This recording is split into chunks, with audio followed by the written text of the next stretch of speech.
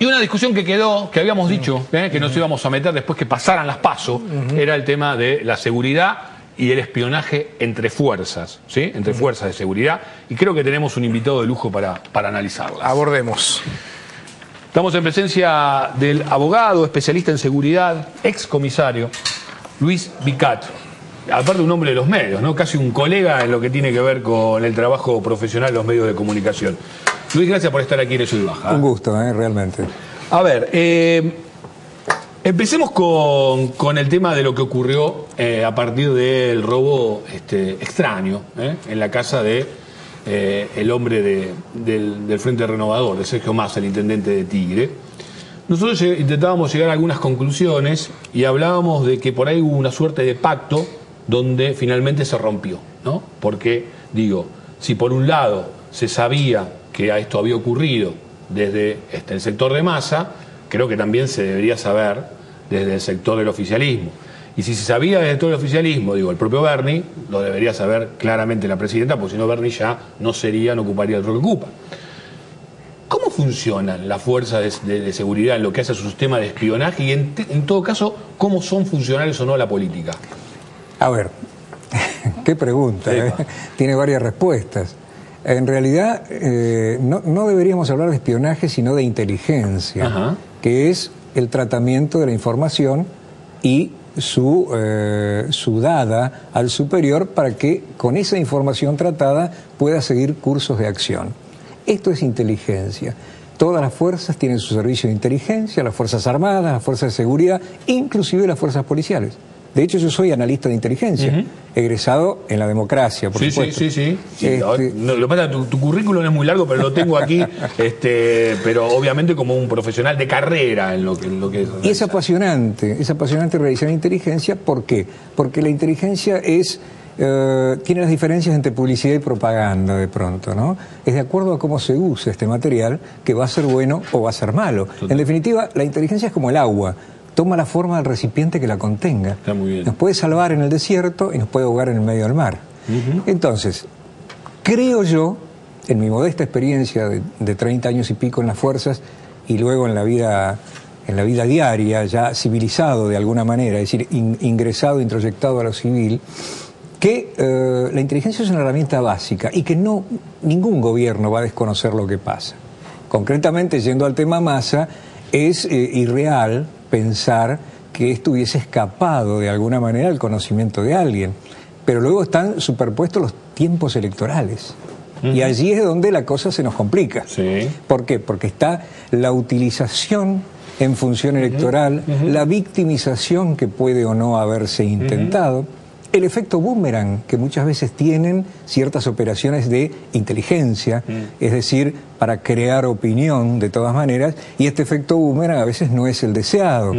Entonces, los hechos que rodean al robo en sí son bastante confusos. Sí, burdos en algún punto. Casi desprolijos desde el punto de vista técnico-delictivo, sí, ¿no? Por decirlo de alguna manera. Exactamente. Entonces, da la sensación de un acting, da la sensación de un acto que fue muy propicio en un tiempo de elecciones. Sí. Yo por eso hablaba del tema del acuerdo, que por diferentes razones que desconocemos y probablemente desconozcamos por siempre, se rompió. De hecho, rompe Horacio Berbisky. Por eso creo que iba a nombrarlo, digo, porque creo que hasta el propio Horacio Berbisky conocía esta información antes de darla a conocer y también creo que entró un poco en esa dinámica, pero son todas presunciones. Pero digo, después se volvió a otro acuerdo. Después de haberse el acuerdo fue sacarlo de la arena de la discusión política, lo cual, entre tantas críticas que le hacemos a la clase política, en esto es un acertado, ¿no? Digo, saquémoslo porque tiene que ver con otra cuestión. Ahora, yo te voy a preguntar como un profesional, digo, ¿cada fuerza tiene su inteligencia? Y en todo caso, esas inteligencias de las fuerzas pueden tener un enfrentamiento y esto ocasionar también revés hacia la ciudadanía. De hecho, las ha habido, lo hemos visto en la Guerra de las Malvinas, por ejemplo. Ha habido todo un proceso de cambio y, reconozcámoslo, de democratización en lo que hace a inteligencia en las Fuerzas Armadas y de Seguridad. Es decir, en algún punto eran compartimentos estancos que competían entre sí, en el estilo, a ver, por dar un estilo, Perú. Perú en su momento tenía 3 fuerzas policiales antagónicas totalmente, la Guardia Republicana, la Guardia Civil y la Policía de Investigaciones de Perú. hasta que comenzando la década del 2000, finalizando la década del 90, se unifica la Policía Nacional y luego todo el producido de esas tres fuerzas se ordena. Le sirvió a Fujimori para avanzar sobre el Sendero Luminoso, ¿no? Exactamente. Uno de los grandes avances sobre el Sendero Luminoso se logra a través de que ya no habían compartimentos estancos que produjeran inteligencia por separado y a veces en forma contrapuesta y de alguna manera mechado por los propios intereses. Seguro. Entonces, esto mejoró. ¿Y aquí? Aquí existe lo que se llama comunidad de inteligencia. Se supone que los distintos organismos que producen inteligencia de alguna manera abrevan en un pozo común y esta inteligencia va a nivel nacional para que sea utilizada.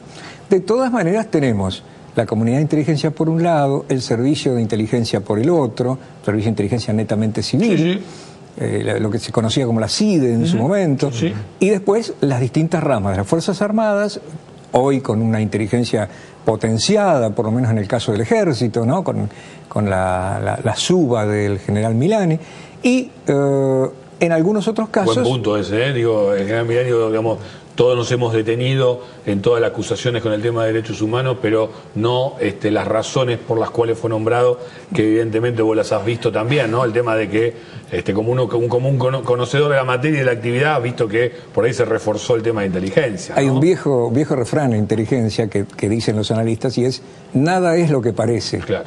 Es decir, nosotros debemos partir de esa base, nada es lo que parece. O sea que a medida que uno tiene más o menos información o conocimiento de cómo se instrumentan algunas cuestiones, puede acercarse más a esa verdad, ¿no? Sí, y de todas maneras, esta repotenciación también generó una suerte de guerra intestina, de alguna manera por ser...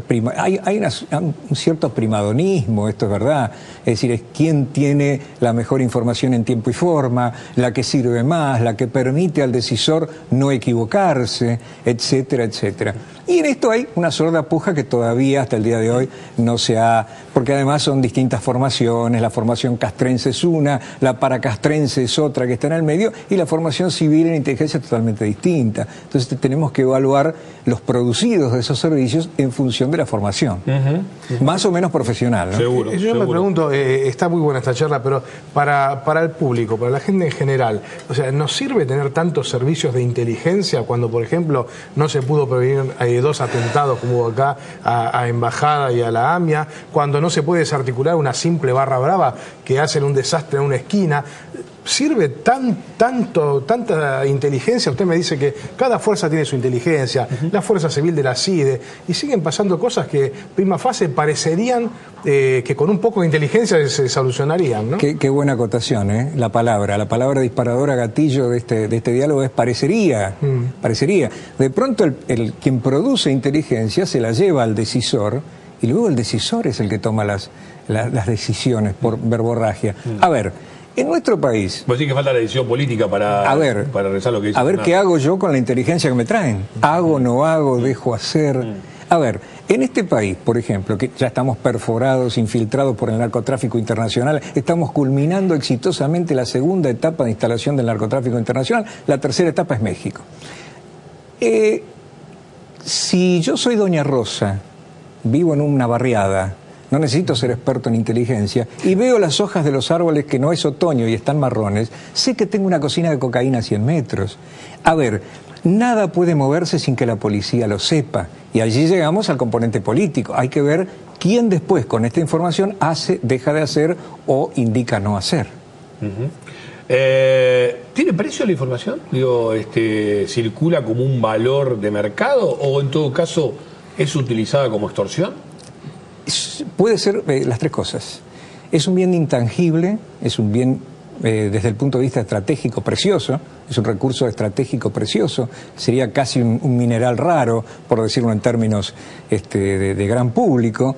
Teniendo la información de lo que puede llegar a pasar en determinada cuestión, yo sé qué decisiones voy a tomar y qué repercusión política voy a obtener con estas decisiones. Sí, también en el plano económico, en el plano de las empresas, digo... En el plano internacional. Claro, sí, yo no quería el tema, me tengo una gana bárbara de tocar el tema, lo que pasa que por ahí porque hoy podemos cerrar un poco charlando porque queremos hablar también del caso Carrera, pero el tema internacional, tanto con Manning como con Snowden y el propio Julian Assange, es un tema también para analizar largo, ¿no? Es para otro programa, sí. Pero digamos sintetizando profundizando.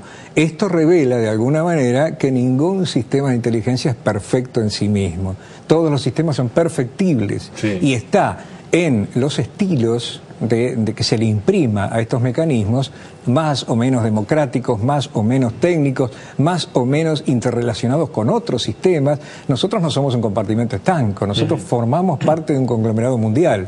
Es decir, si nosotros no tenemos información en tiempo y forma, y esta información no es tratada y no nos permite a nosotros, a nivel de pronto Cancillería, hacer o dejar de hacer tal cosa, es importante o puede ser fatal. Claro. ¿Hay relación entre los servicios de inteligencia, algún servicio de inteligencia y el periodismo? A veces sorprende cómo algunos periodistas obtienen información o papeles o cosas que serían difíciles, al menos yo lo he intentado y nunca he accedido. Digo, ¿tendrá relación con algún servicio? A ver, es una leyenda urbana, pero tiene su basamento. Esto es como la famosa leyenda de la Dama de Blanco, que aparecen en los aledaños de la ruta y el cementerio. Es decir, siempre se ha dicho de que algunos periodistas tienen mayor facilidad o mayor permeabilidad, sí, en acceder a cierta información privilegiada y otros no. Algunos pasan por algunos edificios, digamos, de la Recoleta, otros pasan por otros edificios. Otros pasan por el Florida Garden. Claro. Y bueno. Me sorprende los que presentan papeles y lo muestran, claro, acá, y acá tenemos las pruebas. ¿Cómo se consiguen muchas de esas cosas? Claro, a ver, básicamente tendríamos que hablar primero del periodismo de policiales. Periodismo de policiales, en realidad, los periodistas... Necesitas esa fuente. Es decir, a ver, hay una suerte de simbiosis, hay una suerte de matrimonio perverso entre quien provee esa información privilegiada y quien la usa. Entonces, esto produce este maridazgo, esta cepa varietal, digamos, en este sentido, y luego, a veces, ¿qué pasa? La fuente provee esa información y en algún momento mecha lo que le es de interés especial que se conozca o no se conozca. Y así se direcciona, y así tenemos ciertos medios que están direccionados para un lado, ciertos medios que están direccionados para el otro. ¿Dirías que está al servicio de la democracia, como Fernando planteaba, de la gente hoy por hoy, es el servicio de inteligencia? Básicamente están al servicio de la gente a través de quienes usan esa inteligencia. La inteligencia es un producto, sí, que no es de uso masivo. Pero digo, está bien, pero digo, ahí va. Nuestra dirigencia, digamos, ¿la orienta básicamente hacia vos como un entendido? ¿O crees que falta un recorrido más para que tenga su funcionalidad y no otra? Me parece que está desperdiciada en algunos aspectos, no atendida en otros y mal utilizada en algunos. Sí, tenemos todo el espectro, sí, realmente. Hablemoslo, tenemos 2 minutos más, pero hablemos del caso Carrera, el caso de Fernando Carrera, digo, este muchacho que signado como un ladrón, fue atacado por las fuerzas de seguridad porque directamente consideraron supuestamente que había hecho un hecho delictivo. Después fue condenado, se comprobó, incluso película mediante, que hubo todo un armado de pruebas y demás. Esto pasó finalmente a la Corte Suprema. La Corte Suprema parece que se sacó un poco el tema de encima, abrió el juego, creo, para una especie de solución salomónica final. Pero también este último fallo de la Corte habla de que en verdad se comprobó que no disparó, con lo cual fue prácticamente acribillado. Pero lo que genera esto es un gran estado de indefensión frente a estas situaciones para la ciudadanía en general, y el funcionamiento muy claro de la corporación judicial y la corporación policial. A ver, ¿es así o se está mintiendo un poco en todo esto? A ver, vamos a establecer una diferencia. Esta no es la masacre de Wilde, ni el librero Cicutín acribillado. No es la masacre de Ingeniero Budge con 3 chicos acribillados por un oficial. No, acá hay otras situaciones. Sin perjuicio de que la justicia no atiende a los descalzos en Argentina, y que tenemos un 20% de inocentes que están purgando condena, y esto ya de por sí es gravísimo. En este caso en particular, dijiste algo muy interesante. Diste por supuesto lo que decía un film. Un film muy interesante, que yo lo he visto, sí, pero que en definitiva tiene una dirección determinada y quiere impactar en el público de determinada manera. Yo por lo menos conozco a algunos de los miembros del tribunal que actuó, y sé de la profundidad y lo enjundioso de la investigación para no cometer errores, pero hasta por un problema de autopreservación, para que el día de mañana nadie tenga que golpearme la puerta con un juicio político. Sí. Y luego los tribunales de alzada, de alguna manera salomónicamente, fallan y retrotraen la situación, si bien minorizada, porque de alguna manera está disminuida, pero no ponen en duda ciertos aspectos del hecho fáctico, sí, de lo que se tiene por probado. Esto es un tema. Que haya colusión en muchos casos entre algunos funcionarios policiales y judiciales es otro tema y nos hemos cansado de verlo. Ha habido jueces federales separados de su función, el caso Fallonato Márquez y demás. Ahora, en este caso particular, a mí me tocó, por cuestiones de la vida, leer bastante la causa, leer los detalles y cotejarlos después con el film. Y vi que de alguna manera había discrepancias. Y cuidado con esto, porque cuando nosotros construimos la realidad, luego llegamos a supuestos en base a basamentos que no son tales. Esto es lo más difícil a veces de que el espectador desnudo lo entienda, ¿no? Sí, entonces, a ver, en un minuto, dame tu diagnóstico y en todo de lo que sucedió, del caso, o hasta donde vos puedas aventurar qué fue lo que ocurrió, y cómo crees que va a terminar esta situación. Yo creo que va a terminar con distintas instancias, creo que va a terminar con un fuerte movimiento de reacción frente a la nueva situación jurídico-procesal, pero sí sé que, digamos, del análisis del trabajo judicial realizado en la causa no surgen elementos que por lo menos a mí personalmente como abogado me permitan dudar. Lamentablemente, es mucho más fácil el síndrome de Robin Hood, es decir, yo me pongo en lo que quiere escuchar doña Rosa y digo, la policía fue mala y le plantó un arma. Pero no lo hablas por el caso de Carrera, sino lo hablas por todo lo que fue la instrumentación, digamos. Yo lo hablo por todo el tema de la instrumentación. ¿Vos te quedan dudas de que el propio Carrera sea el que llevó adelante el hecho delictivo? En un 80-20 no me quedan dudas. Ajá. Pero te quedan dudas. Pero me quedan dudas y hay un principio jurídico que es maravilloso en nuestro sistema legal y que todavía, a Dios gracias, subsiste, que es el indubio pro reo.